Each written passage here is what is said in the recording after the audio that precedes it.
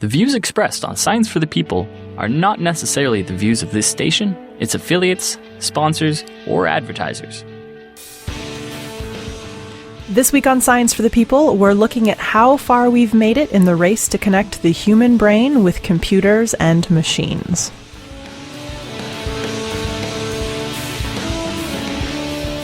Hello and welcome to Science for the People.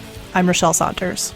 With me is Malcolm Gay, an arts reporter for the Boston Globe, where he covers visual and performing arts.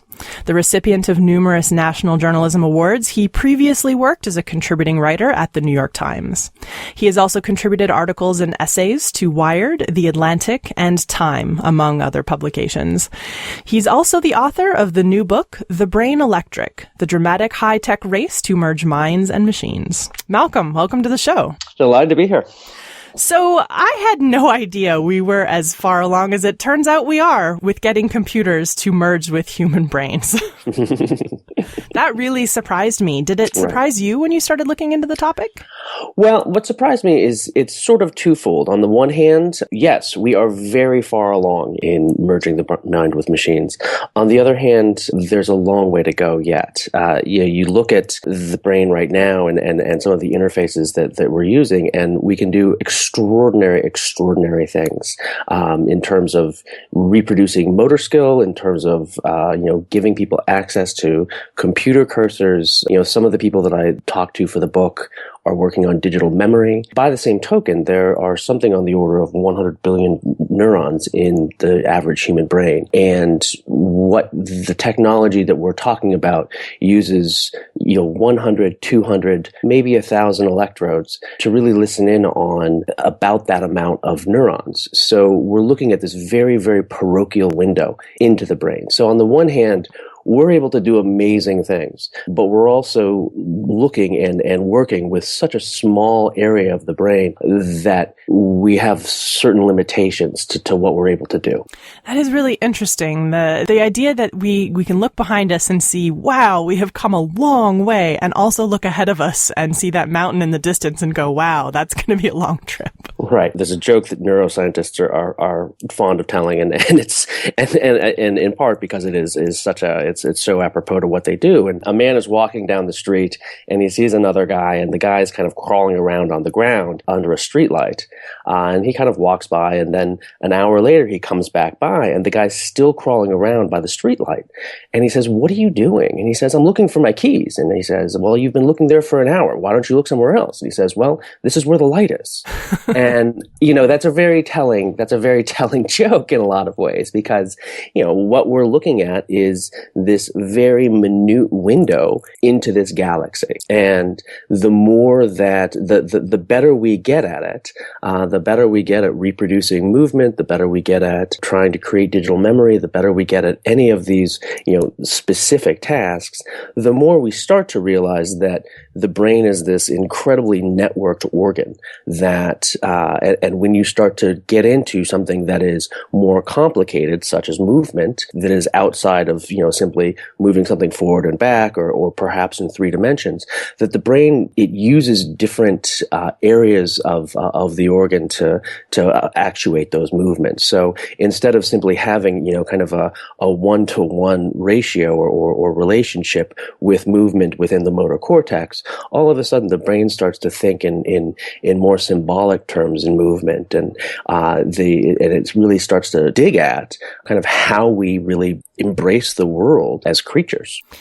This I found really interesting in your book, and something that I had not heard before, how the physical activity in moving muscles is not only how we interact with objects, but that it may actually be more fundamental than that. And our ability to interact with something actually is how our brain, to some extent, may construct meaning. Can you maybe walk us through this? Because I found this really fascinating. Right. Well, it is really fascinating. And it's something that is just beginning to emerge. There are a couple of ways to get at that. One of them is, when you think about what the role of the brain is. We think about the brain, we think about ourselves, we think about our personality, we think about how we, who who we are in the world. But what a lot of neuroscientists would tell you is that, what the brain has one function, and that is to move muscle. And without the ability to move muscle, all of those delicate abstractions that we have, all of those sentiments that we have, all of the things that make us who we are kind of remain locked. They remain in a no man's land. They're, kind of stillborn thoughts. They cease to exist. So if you're going to communicate anything in the world, if you're going to communicate, via writing, via painting, via talking, you're always moving muscle. That's the only way that we have of communicating. One of the neuroscientists that I cite in the book describes the sea squirt in its adolescence swims freely in the world. It's a filter feeder, but it swims freely throughout the ocean. And then when it begins to mature, it locks down onto a reef, and it will stay there for the rest of its life. Its first order of business is to digest its brain. The idea being that it no longer needs to move. Why would it need this calorie-hungry brain? Because it no longer needs to coordinate muscular movement. That's where I think that brain-machine interface and neuroprosthetics specifically really bring a kind of a broad challenge to what we consider when we consider evolution, because it presents the first time that we're able to interact with the world in a non-muscular manner. We're able to actually graft a digital nervous system, that will extend into the digital realm. And that is something that is brand new. But of course, the deeper we get into movement and the deeper we get into questions of how we actually recreate this and allow the brain to really integrate into the digital world in a fluid manner, we start really getting at how the brain, how we as a species perceive the world.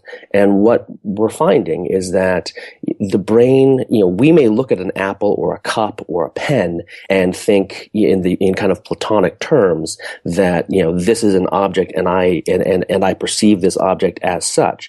But in neural space, what neuroscientists and particularly BCI people are able to look at is how the brain actually perceives that. Because there's a difference between what the brain presents, our consciousness, this emergent quality we call consciousness, and how the brain actually perceives these things. And what they're finding is that the brain doesn't really think about, a pen as a cylindrical object. It thinks about how we're going to interact with it. And if we're going to write with a pen or perhaps stab somebody with a pen, we're going to think about that object in a very, very different way. And so perception and our perception of the physical realm, what neuroscientists are finding is deeply embedded in this sort of embodied consciousness where the brain and the body and physical action is intimately tied to conscious experience. Just backing up a little bit, how long has this kind of brain-machine, brain-computer research been going on for? People have been using electrodes to eavesdrop on neural activity for decades. But in about 1999, Miguel Nicolelis, there were several people that were kind of, nipping around at this. They found that, after years of listening in on neurons when they would observe evoked reactions in lab animals, they realized that they could use these as commands. And that happened in around the year 2000. This kind of type of research where we're actually listening in and trying to control things with our brains in some way without sort of our brain controlling physical motion of our own body, that's actually relatively new. Yeah, it's 15 years old. So who is doing this research and where is the money coming from? Because it is expensive. It's really being done in neuroscience labs across the country. In the Brain Electric, I really focus on the top labs, many of whom have been in the game since the very, very beginning. The funding comes from lots of places. There have been a couple of attempts to create private companies out of this, but a lot of the basic research is being funded by the government, specifically the Defense Department and DARPA, or the Defense Advanced Research Projects Agency. That organization has been tied to brain research for a very long time. The program that I detail in the book is the Revolutionizing Prosthetics program, which was begun in around 2005, really to make whole soldiers who were returning from Iraq and Afghanistan who had lost limbs. They've invested somewhere north of $100 million on this program. And so all of a sudden, there is a tremendous amount of money coming into this field of research, which has not only brought on numerous advances, but also really heated up the competition. This is something that I didn't realize when I started reading your book, and I don't think a lot of people in general realize that a good portion of the driving force behind this research is the prosthetics science. So can you talk a little bit about what the problems are with current prosthetics and why the goal of prosthetics is so interconnected with this mind-machine problem? When people were coming back from Iraq and Afghanistan, they were losing portions of legs and portions of arms. And they were also obviously young vets who were in their mid-20s and had and wanted to live full lives on the other end of this. The vast majority of amputees in the United States have lost all or a portion of the lower limb, so a leg. And when you think about it, those prosthetics are quite sophisticated and quite usable. I mean, the leg in anatomical terms is a problem that we've largely solved. Simply to be mobile, it's inline motion. You need to have a hip, a knee, an ankle, and a big toe, really to be able to move in inline motion.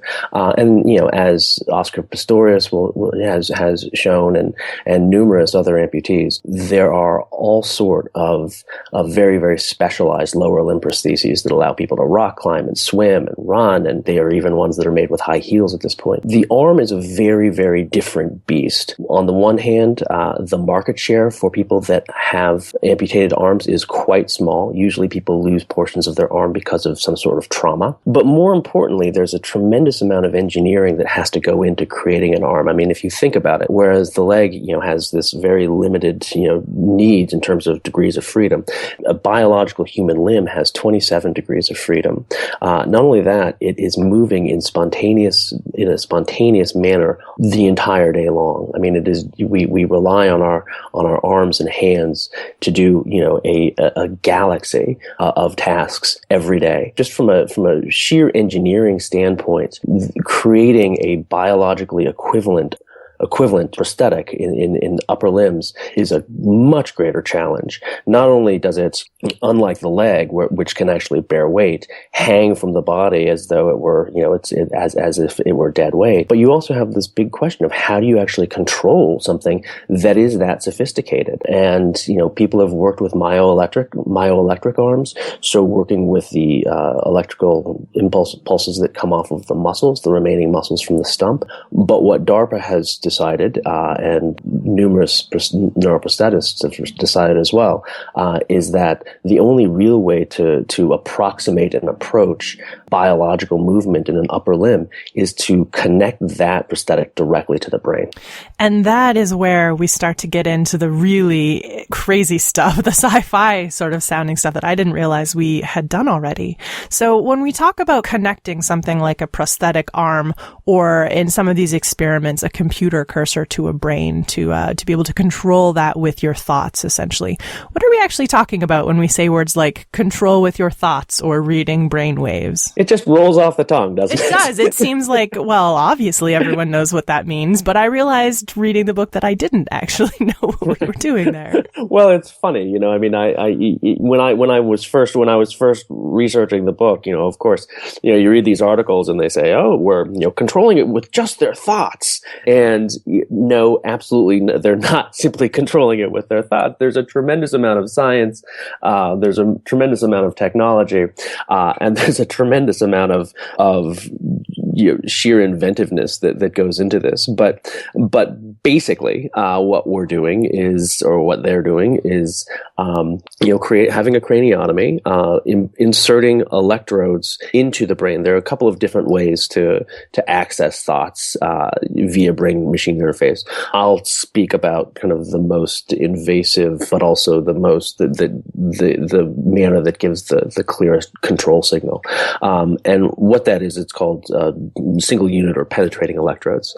Following the craniotomy, they will implant the electrodes usually in portions of the motor cortex that are associated with arm or hand movement. Those electrodes are then, wired out of the brain into an amplifier that will amplify the signal. The signals, when they come off the brain, are also analog signals. They have to be digitized.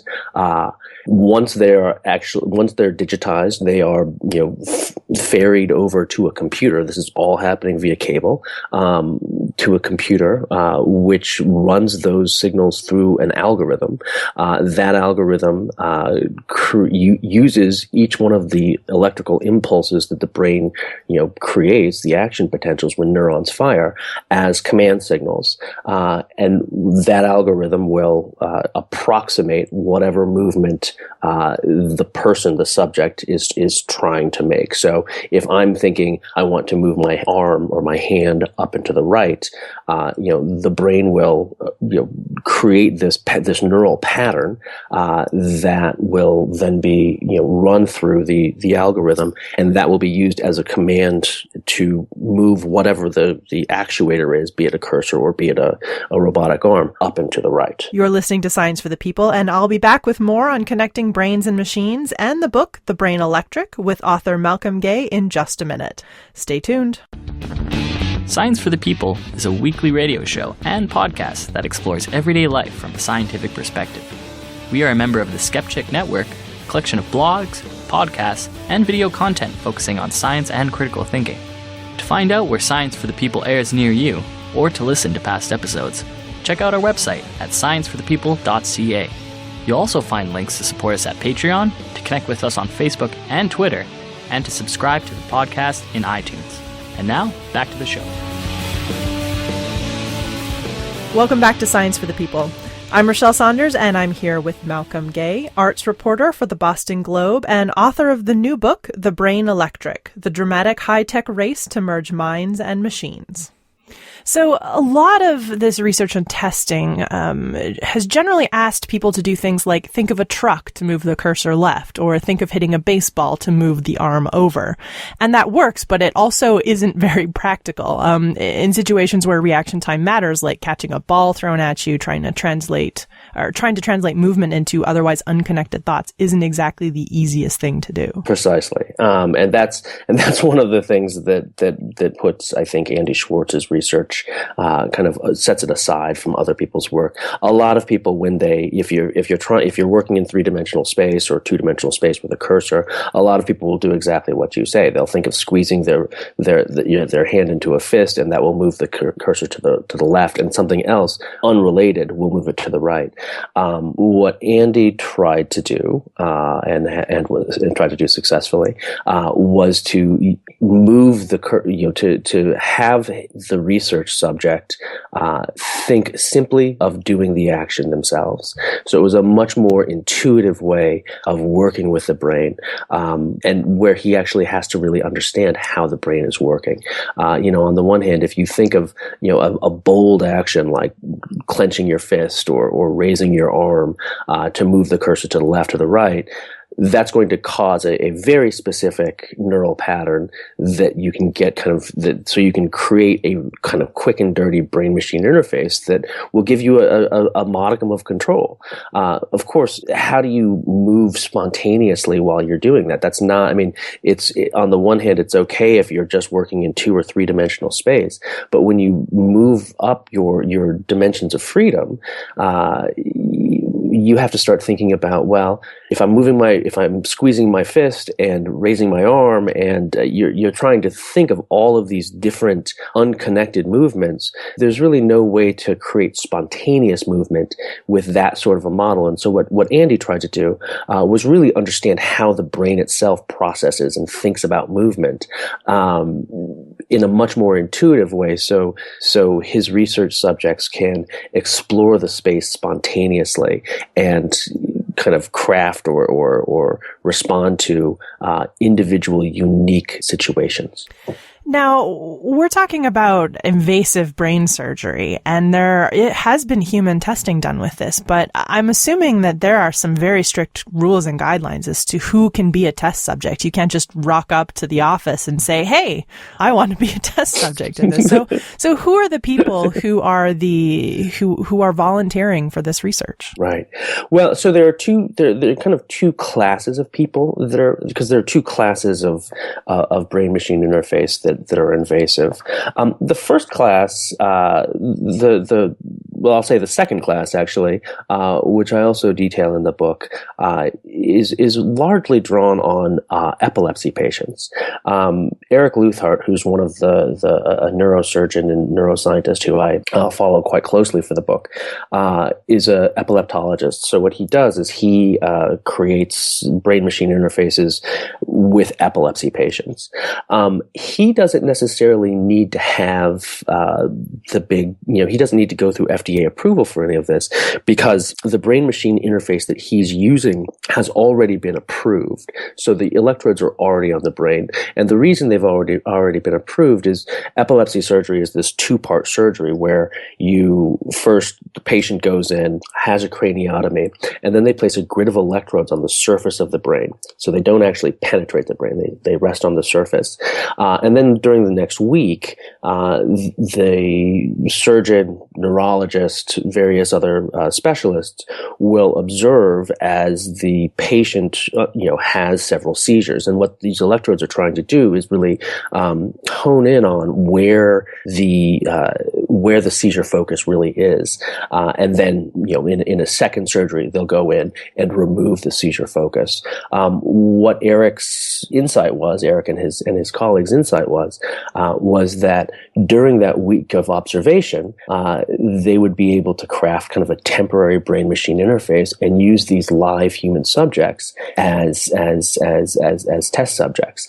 And so a lot of his patients are epilepsy patients who simply say, "I'll do that," because frankly, they don't have a lot else to do during that week of observation because they're, sitting in the hospital bed waiting to have seizures. The other class of patients, it's much more rigorous. There's an FDA approval process that the labs have to go through. Those people are usually culled from the quadriplegic population. There are several locked-ins, people that suffer ALS that have undergone this as well. But those people are harder to find. One, because there's a high mortality rate among that population. Two, it's very, very difficult for them to get around and just to be able to actually access the lab. A lot of the research will actually take place in the homes of the people. And there aren't that many of them as well. So the second class of research subjects, the quadriplegics and locked-ins, that's a much more those people are much harder to find. I do want to talk about Jan Sherman. Is that how Sherman? Sherman. Yep. I do want to talk about Jan Sherman because her case in particular, I think, is one of the more recent ones, one that potentially some people have heard of, and for me, where a lot of the pieces of the puzzle in the book started to come together in a really exciting way. Thank you. Yeah. So can you talk about who she is and what happened to her and how she got involved in some of the research? Absolutely. I mean, Jan is, I think Jan is one of the bravest people I've ever met, honestly, as are all the people that do this. But, we don't usually think of people who are confined to wheelchairs and disabled that way as brave and adventurous and explorers. And that really is what she is. Jan, was living in California and was raising two children and in the mid-90s began to lose sensation. It happened one night while she was, she realized that her legs were not going to support her when she tried to stand up. And over the next 3 years, the numbness, kind of spread throughout her body, or not numbness, but the lack of motor control spread throughout her body. And within 3 years, she was confined to a wheelchair. She suffers from spinocerebellar degeneration, which is kind of an orphan disease. Nobody really knows anything about it. It presents and looks a a lot like multiple sclerosis. But what Jan suffered from was largely unknown to the medical community, and they weren't able to do anything for her. So for 15 years, she was confined to this wheelchair. And I think that caused her great spiritual distress. She became incredibly depressed. Part of the reason for that, I think, is that she was raised Catholic and was given this, was received very early, an education and a value system that really valued service to others. And Jan's main cause was hunger. And when she lost her ability to move, she lost her ability to help other people. Because if she were going to try to volunteer somewhere, she would have to have somebody help her to volunteer. It was an untenable situation. And she had a lot of guilt, not the traditional Catholic guilt, but just guilt because she felt she was a burden to her husband, to her primary caregivers, to her family. She could no longer raise her children, to the point where she was suicidal. When she found out about this research, she called immediately, and after a series of exams, was given the go-ahead to do it. And I think that the research has been an extraordinary benefit to her. She has, I think, regained a sense of meaning in her life. I don't think that Jan has any illusion that this research is going to physically benefit her in any way. And that's not why she's doing it. She's doing it so that other people that are in her situation in the future won't suffer as much. And I think that is just a phenomenally brave and big-hearted thing to do when she could easily not undergo brain surgery and all of the attendant dangers that entails. She's decided to do that, and I think it has given her a renewed sense of meaning in her life, purpose, and it's quite extraordinary to see her, work with the researchers. One of the things that I found fascinating about this was this imbalance of power, or imbalance of power between these researchers who, preside over multi-million-dollar labs and, fly around the country and fly around the world and consult with presidents, and the most vulnerable people in our population. And, this kind of collaboration between, the powerful and the weak to create this new world, it was quite something to observe. So can you tell us a little bit about the work that Jan Sherman's been involved in and how that's gone? Sure. So Jan was part of the revolutionizing prosthetics program. There were many different parts, but one of the parts of the revolutionizing prosthetics program was to create two separate upper limb prostheses. The final part of that is to link it to the brain, and that's where Jan and Andrew Schwartz come in. And what they've been doing, their goal of their study was to successfully link Jan's brain to this DARPA-funded upper limb prosthetic, which Jan dubbed Hector.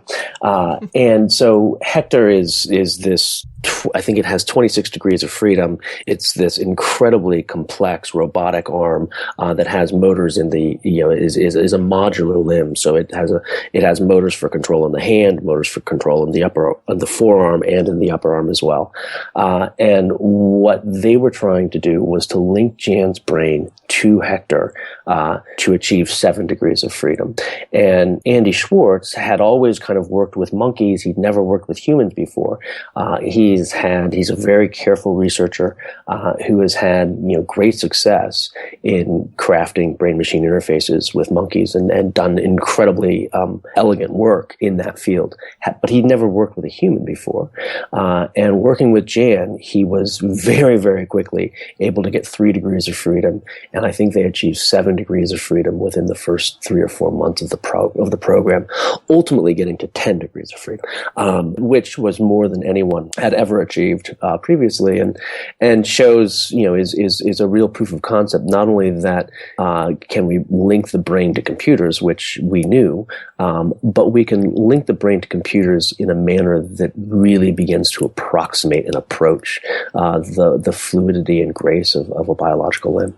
So for people who maybe are thinking of 10 degrees of motion or 7 degrees of movement as an abstract concept, what does that actually look like if you're in the room watching it? What is the difference between 3 degrees of motion versus 10 degrees of motion? Yeah.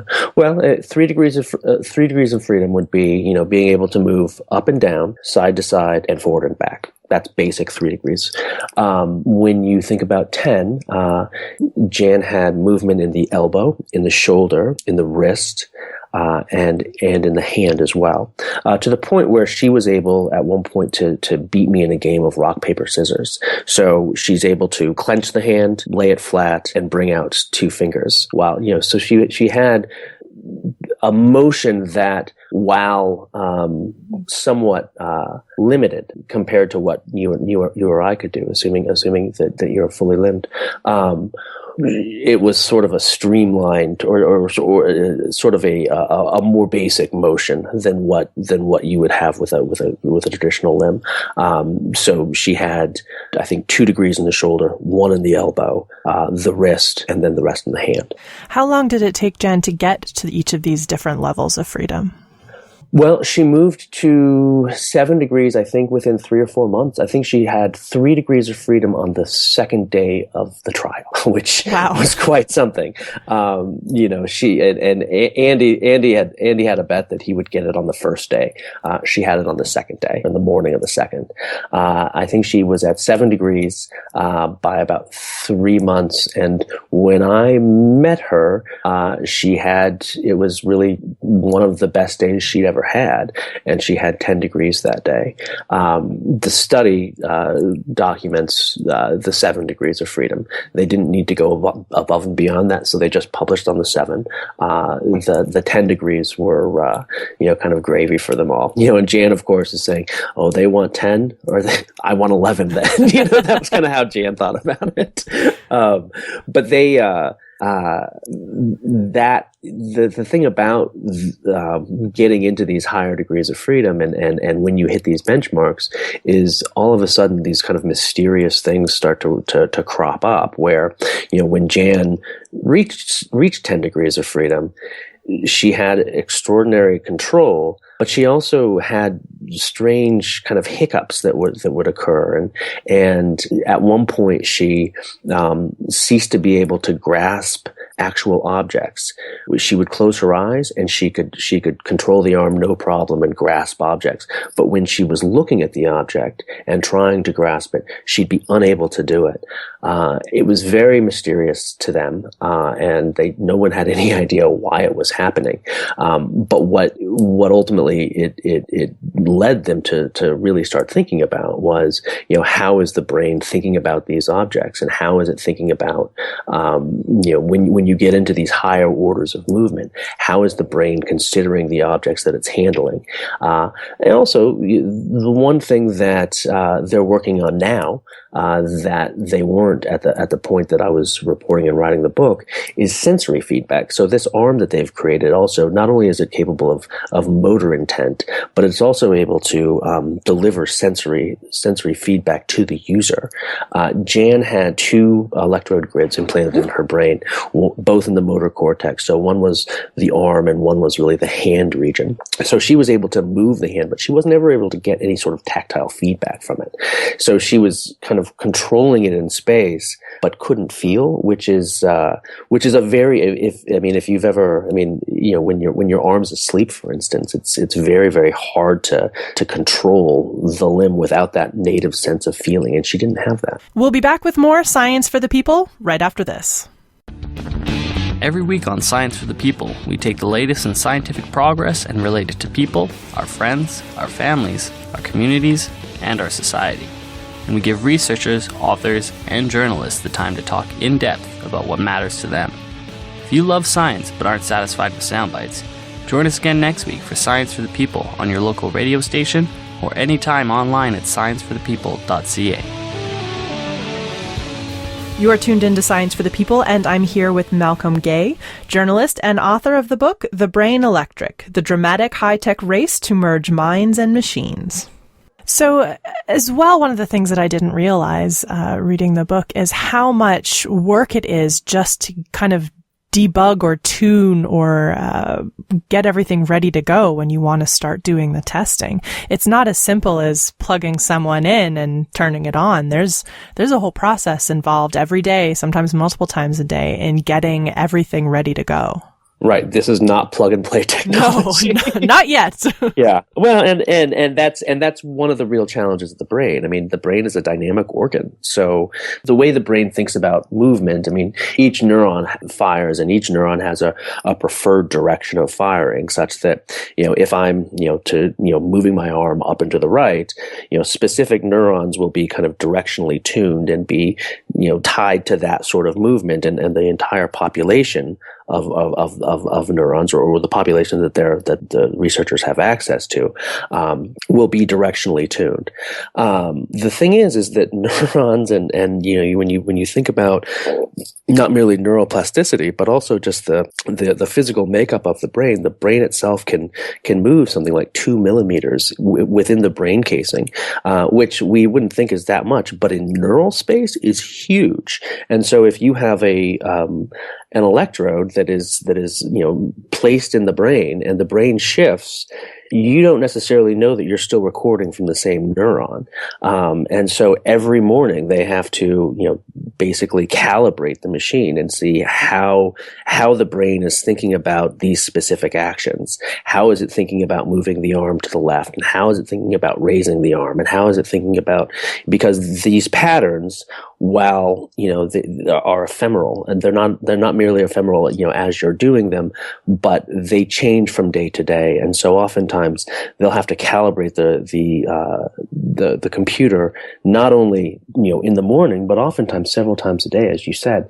And that is one of the big challenges that the brain-machine interface has toward, if it's ever going to be really a commercially viable project, because at this point, it takes 2-3 PhD scientists to be able to control one of these things and to have it up and running.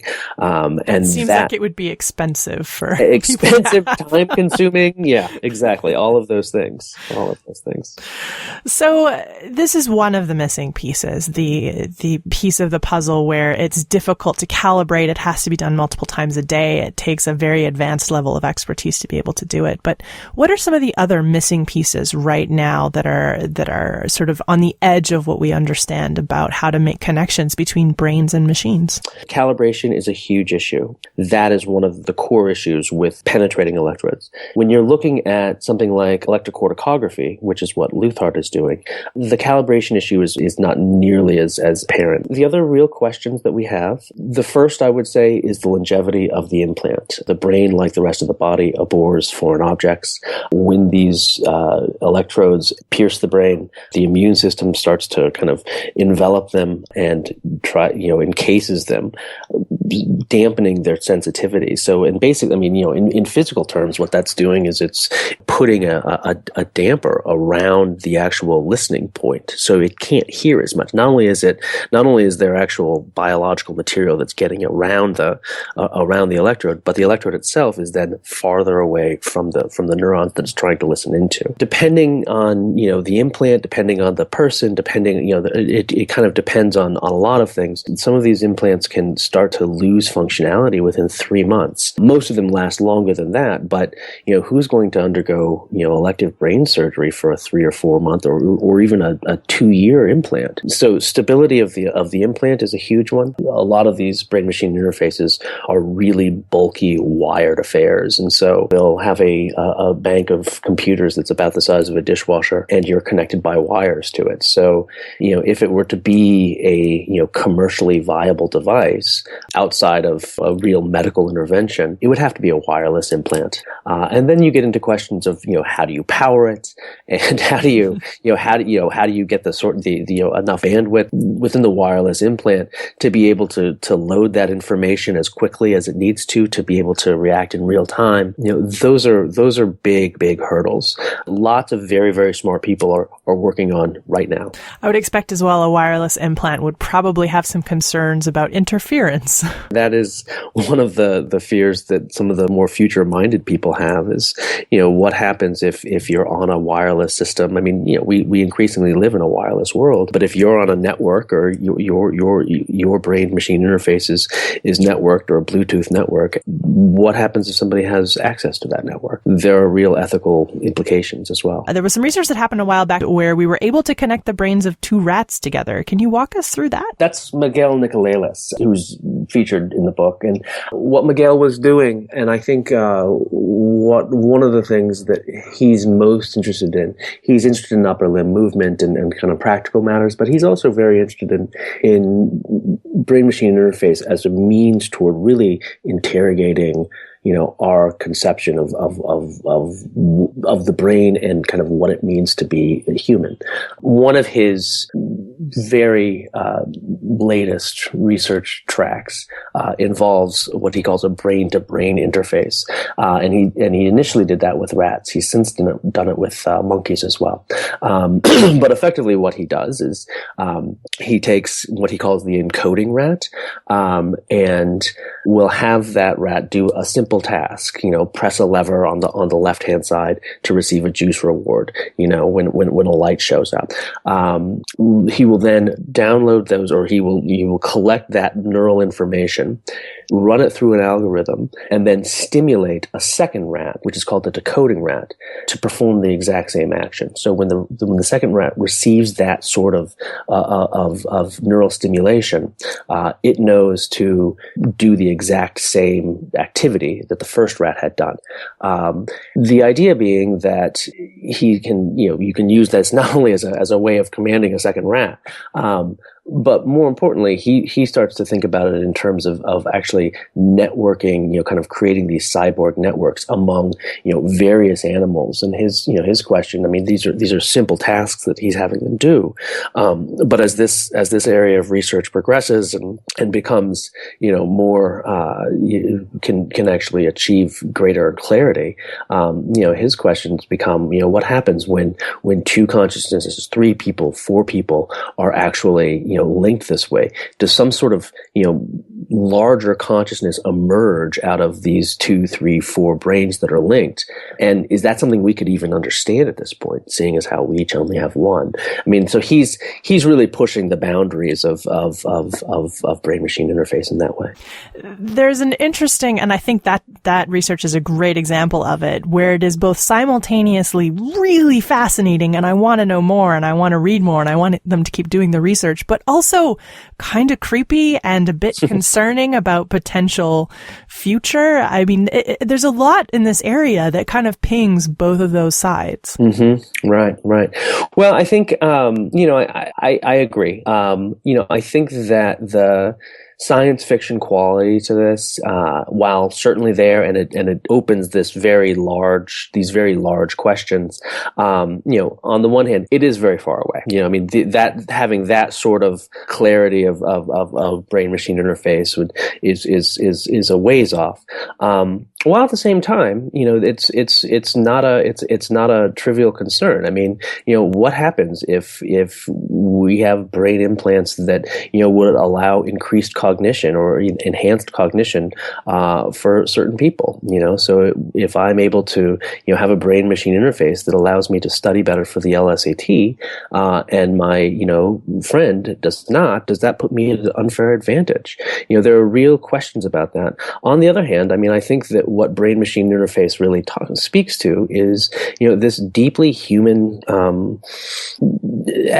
idea of harnessing technology to really make us, more powerful, better equipped to live in the world. And I think that that's something that we've been doing, since we first caught fire.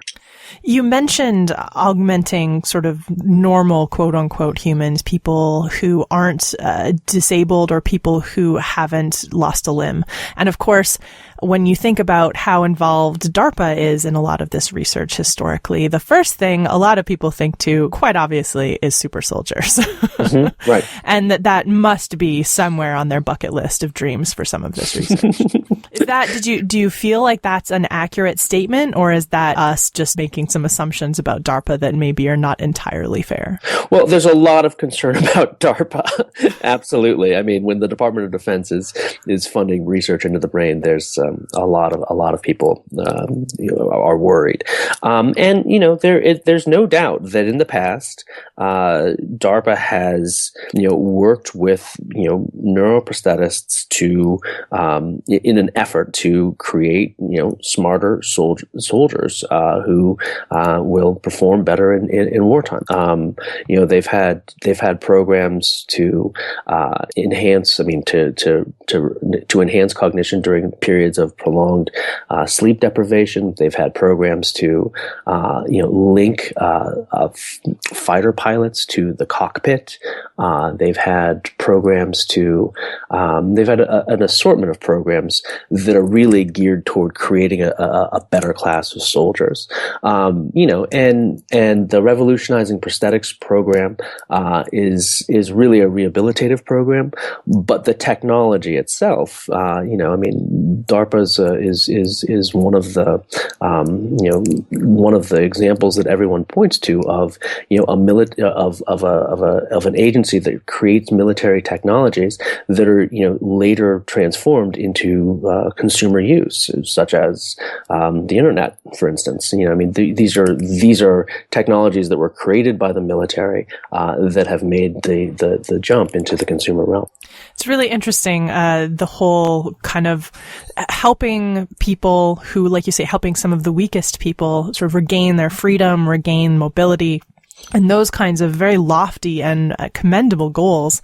But the other side of this, there's also a whole bunch of people who are interested in enhancing what we would consider to be normal levels of operation. And that seems to be kind of an interesting combination of desires here too. And quite often we hear more about the current interest in things like nootropics and boosting your brain power and performing better than we necessarily hear about what we hear a lot about in your book, which is trying to assist people who have been injured, who have lost a limb, who are weak, who don't have any mobility. So it's quite interesting that I would have expected the opposite. I would have expected that we sort of focus on the lofty goals, but it's really kind of switched. We're really focusing on what can this do for me? Yeah, well, and I mean, I think that the sci-fi future of neuroprosthetics has, it has sex appeal. I mean, frankly, it's a really enticing topic to a lot of people. And the truth is that some of these technologies are already out there. I mean, people are working with transcranial stimulation right now, and there have been studies that show that it really does improve focus. People are working on various commercial enterprises to harness that technology for meditative uses, clarity issues. I mean, they're already trying. I mean, there's a lot of interest, both commercially and I think just kind of culturally, in learning more about the brain to enhance the brain. And that's not going away. And it's it's a very and I don't know that it's something that I think as long as we're staying outside the brain, as long as we're using EEG and things of that nature, that's always going to be of limited utility to really be able to transform the brain. We at least at this point, I mean, at least with the technologies that we currently have, we really need to be inside, and that's where you look at so many consumer technologies. They began in the medical realm, and I think what a lot of the people that are looking to commercialize the brain and eventually to create products to enhance the brain, they're following that that model, and they're thinking that we will get a commercial beachhead in the medical realm, and then that will be translated into the consumer realm. And I guess really the market for prosthetics for medical reasons is not so big. So the commercial interest and the desire to push some sort of commercial product really has to be from the perspective of a wider audience than just people who need prosthetics. That's right. Is there, for anybody who loves this field and is interested to follow it closely, where should they be looking? What is the latest and greatest that maybe isn't in the book, but that you're watching really closely? Well, I think Ted Berger's work is really interesting. He's working on prosthetic memory. He's not necessarily the latest and greatest. He's been doing this for a long time, but he's had extraordinary he's had extraordinary results in what he's been able to achieve. Optogenetics is I think where a lot of people are looking for this sort of technology to emerge. Optogenetics uses light to activate neurons instead of electricity, and so you can be much more precise and actually simply have a certain class of neurons react to a specific light, and others will remain dormant. And so it's a much more precise way of interacting with the brain. There are also hurdles with that, but that's a very, very exciting place to be looking. The other place I think is sensory information. There are people that are working right now with artificial skins and sensors that would allow these implants to give people actual sensations that are there from the outside world. Malcolm, thanks for joining me today. This is a fascinating topic. And for anyone interested in this field, I absolutely recommend checking out The Brain Electric. It's a great read. My pleasure. Thanks so much. If you want to learn more about Malcolm Gay or his book, The Brain Electric, The Dramatic High-Tech Race to Merge Minds and Machines, we've put up some links for you on the show notes for this episode, which you can find on our website, scienceforthepeople.ca. This is Desiree Schell, and we had one last thing to talk about today on Science for the People. I'm joined now by Amy Davis Roth to talk about Mad Artcast. Hello again, Amy. Hey, how's it going? Thanks so much for having me. Always good to have you here. So, what is Mad Artcast exactly? Mad Artcast is a podcast about the intersection of art and science. And it is co-hosted by myself and a few other wonderful people. Ashley Hamer is a jazz saxophonist from Chicago. Brian George is an illustrator and an art assistant who works in some of the famous galleries in New York City. So he's really tapped into that New York art scene. And then also A. Kovacs, who is a partner and a publisher. She works with bestselling author Scott Sigler, and she's also assistant to Adam Savage and Jamie Heineman from the Mythbusters. And she is also a chemist, right? So she has this history in research chemistry. So she helps to keep us grounded while at the same time being very much involved with artists. So it's a really fun podcast that we've started where it's very conversational, it's very relaxed, and it's mostly about artists finding inspiration in the sciences. And we often bring actual scientists in to sort of help us along and help us understand the more complex issues that we don't, as artists, understand already.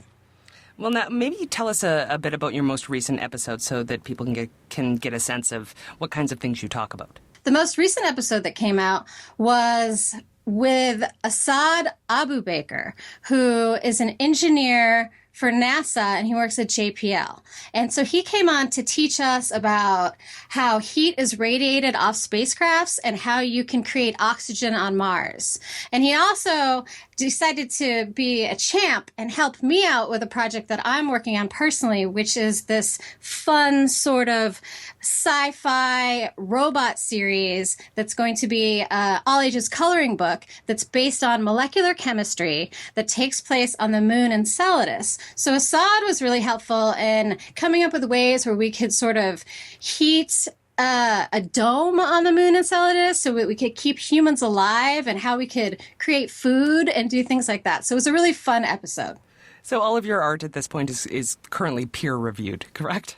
Oh, well, yeah, I have a Patreon project. You can find me at patreon.com/surlyamy, where I have a project that I'm doing that I have actual scientists peer review my work. So I will come up with an idea, something to do with I've been working with a lot of like neurotransmitters. That's what I've been into lately. So I find different scientists that specialize in that, and I have them look over my work before I finish it so that I know that the messages that I'm sending are accurate.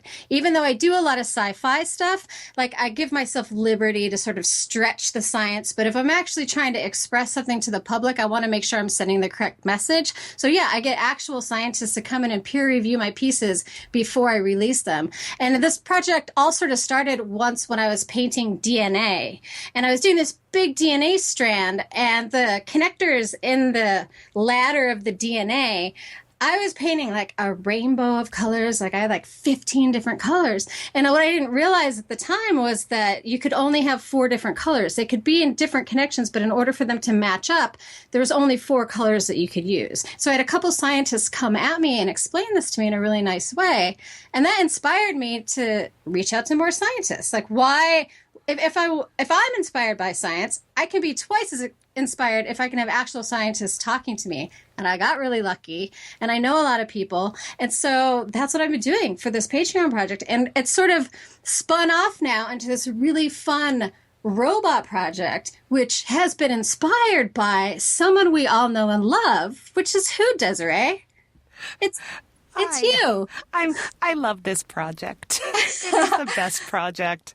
Honestly, it's please do go check out Mad Artcast afterwards, and you can find a link to Surly Amy and her Sad Robot series. It is brilliant.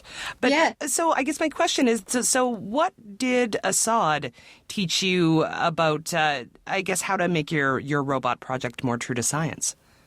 Yeah, he taught me a lot of things that I still haven't quite parsed yet. Like a lot of things about how I can use solar energy in order to create heat and energy to run the Feel Good Bar and Grill, which is what I have decided to name this imagined restaurant that's going to exist on the moon Enceladus as a place for humans on their way out of the galaxy to stop off. And it teaches all about molecular chemistry at the same time. So Assad came in and gave me ideas about how I could have oxygen that's already existing, how I could use the underwater seawater that's existing underneath the surface of Enceladus in order to produce oxygen and food and do all kinds of other things. So he was really helpful. And then he sent me like a bucket load of links that I haven't even had a chance to go through. The man is a genius. But I have to go through all of it, like all these different like ways to use nuclear energy. And yeah, solar energy was primarily, we thought was a great idea because Enceladus is covered with snow. And so it's highly reflective. So it would be a great way to produce energy on that moon. I really enjoyed that conversation, by the way. Like that part specifically of Mad Artcast, it was brilliant. But you also spoke a bit about the Super Bowl show and Beyonce's performance. So what was the angle there? Yeah, well, see, that's the whole thing. It's a very relaxed conversationalist podcast. And we always want to sort of merge art and science together. So we try to have on most of our episodes, sometimes we're a little hit or miss because we're new. We're on episode 44 right now. So we're just sort of getting our feet steady. But we try to have something to do with art and something to do with science. And it just so happened that day, Beyonce had released her really fantastic track, Formation. And since Ashley, one of our co-hosts, is a musician, we love to, talk as much as we can about music. And then also it was a really interesting angle about social justice, social activism, and Black power. And artists, by nature are really interested in, activism and such. So that's what we do. We just combine art and science as best we can to hopefully entertain and inspire both artists and scientists. And that's the thing. The show is very wide ranging. So if you tune in, you could learn about, concentrated solar energy. You could hear about pop culture. You could learn about intersectional politics. It is brilliant. So if that is your thing, folks out there, you should definitely listen to Mad Artcast. So if one was so inclined, where would they find it, Amy? Well, you can find us on iTunes, and we are the official podcast of madartlab.com. So it's really easy to find us there. You just go to madartlab.com, and there's a link at the top of the page that has all of our current podcasts listed right there, and you can listen to it there, or again, find us on iTunes.